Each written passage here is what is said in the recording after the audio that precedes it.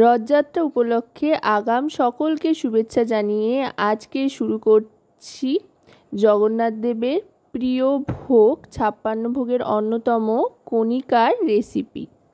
রান্নাবাটিতে সকল দর্শক বন্ধুদের স্বাগত জানিয়ে শুরু করছি আজকে মহাপ্রভু জগন্নাথ দেবের প্রিয় ভোগের এই পদটি।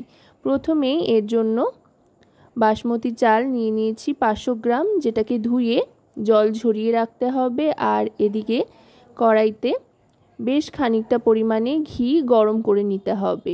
সম্পূর্ণ রেসিপিটাই ঘিতে বানাবো, যেহেতু জগন্নাথ মহাপ্রভুর ভোগ তৈরি হচ্ছে, সেই জন্য ঘি দিয়েই তৈরি করলে বেশি ভালো হয়। ঘিটা ভালো করে মেল্ট করে আসলে এবার এর মধ্যে একে একে যেগুলো ফোড়ন দেব, চলুন সেগুলো একবার দেখে নিই। প্রথমেই নিয়ে নিয়েছি দারচিনি বেশ খানিকটা পরিমাণে, লবঙ্গ, ছোট এলাচ, গোলমরিচ, তেজপাতা আর ড্রাই ফ্রুটসের মধ্যে কাজু বাদাম আর কিশমিশ। এবার একে একে ফোড়নগুলো সব দিয়ে দেব। আমরা শুধুমাত্র চেষ্টাটুকু করতে পারি প্রভুর জন্য ভোগ রান্না করার, তবে ভোগ কেমন হবে না হবে তার স্বাদ অবশ্যই কিন্তু প্রভুর আশীর্বাদের ওপর নির্ভর করে। জগন্নাথ দেবের পুরী ধামে কিন্তু সাধারণত জগন্নাথ দেবের সমস্ত ভোগের যে প্রণালী তা মণ্ডুলা পাঞ্জুকা নামে একটি গ্রন্থে লিপিবদ্ধ রয়েছে। সেখানে সর্বমোট ভোগের পরিমাণের সংখ্যা রয়েছে 450টি। বিভিন্ন সময় বিভিন্ন উৎসব অনুষ্ঠানে বা প্রত্যেক দিন কিন্তু সেখান থেকেই 56 ভোগের উপকরণ বা প্রণালী গ্রহণ করা হয়ে থাকে। এবার দিয়ে দিলাম চালটা, যেটা জল ঝরিয়ে রেখেছিলাম। এবার চালটা ভালো করে ভেজে নেব, জলটা একেবারে শুকিয়ে আসা পর্যন্ত। একেবারে যাতে ঝরঝরে হয় সেই জন্য কিন্তু চালটাকে ভালো করে ভেজে নিতে হবে, গ্যাসের ফ্লেমটা মিডিয়াম টু লোতে রেখে। খুন্তি কিন্তু এই সময় নাড়তে থাকতে হবে যাতে চালের রং লালচে হয়ে না যায়, অথচ চালটা খুব সুন্দরভাবে ভাজাও হয়ে যায়। এই সময় থেকেই কিন্তু চালটা জলটা টেনে আসতে আরম্ভ করেছে, দেখুন। এবার গ্যাসের ফ্লেমটা একটু বাড়িয়ে দেব, বাড়িয়ে দিয়ে দেব পরিমাণ মতো লবণ। সাধারণত পুরীতে সন্দব লবণ ব্যবহার হয়ে থাকে, তবে বাড়িতে ঘরোয়াভাবে আমরা সামান্য প্রয়াসটুকুই করতে পারি মাত্র, তাই এখানে সাধারণ নুন আর চিনি ব্যবহার করছি। এবার পরিমাণ মতো চিনি দিয়ে দিলাম। চিনি দিয়ে বেশ খানিকক্ষণ ভালো করে মিশিয়ে নিতে হবে, চিনিটা গলে আসা পর্যন্ত। আর চিনি দিয়ে কিন্তু অবশ্যই নাড়তে থাকতে হবে যাতে লালচে ভাব না হয়ে যায়, সেই দিকে লক্ষ্য রেখে। এবার এতে দিয়ে দেব পরিমাণ মতো জল। 1 বাটি চাল নিয়েছিলাম যেহেতু, তাই পরিমাণ করে 2 বাটি জল দিতে হবে।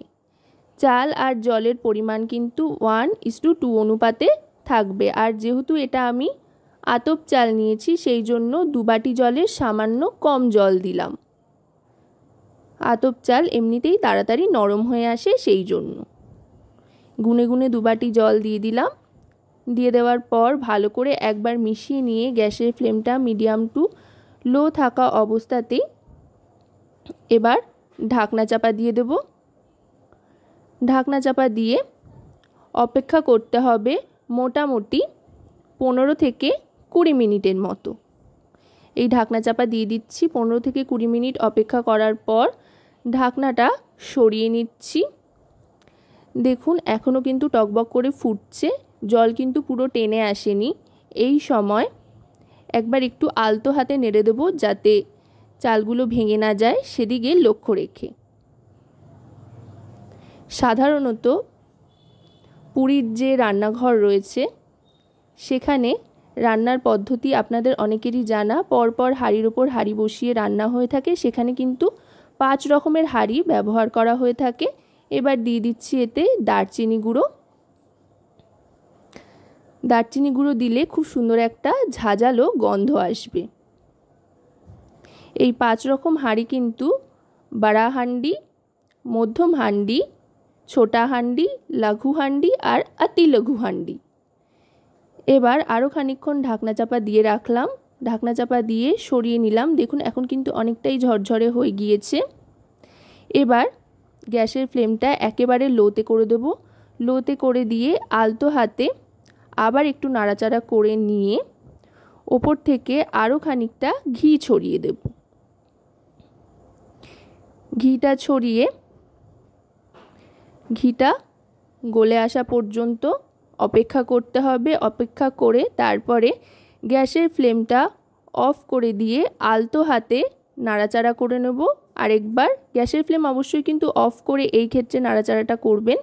তারপরে সবটা একধার করে নিয়ে আবার ঢাকনা চাপা দিয়ে দেব গ্যাসের ফ্লেম অফ থাকা অবস্থাতেই, তাতে করে একেবারে ঝরঝরে হয়ে যাবে।